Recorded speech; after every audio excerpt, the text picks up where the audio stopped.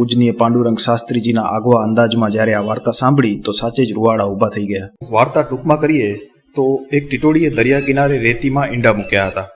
ટીટોળી પોતાના ઈંડા વૃક્ષ પર નથી મૂકતી, પરંતુ કિનારા પર રેતીમાં ખાડો કરે, એ જ ટીટોળીનો માળો. તેના ઈંડાને ઠંડક જોઈએ એટલા માટે તે કિનારાની નજીક ભીની રેતીમાં ખાડો કરીને તેમાં ઈંડા મૂકે.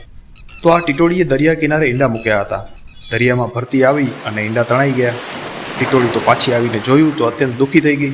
તો ટીટોળી બધા પક્ષીઓ પાસે જઈ અને આક્રંદ કરવા લાગી. બધા પક્ષીઓને ફરિયાદ કરી અને પછી વિનંતી કરી કે આપણે બધા જ પક્ષીઓ મળીને આ દરિયાને ખાલી કરી નાખીએ. પરંતુ બધા પક્ષી સમજે છે કે આ તો માનું હૃદય છે, અત્યારે દુઃખી છે, એટલે ટીટોળી આવી અશક્ય વાત કરી રહી છે.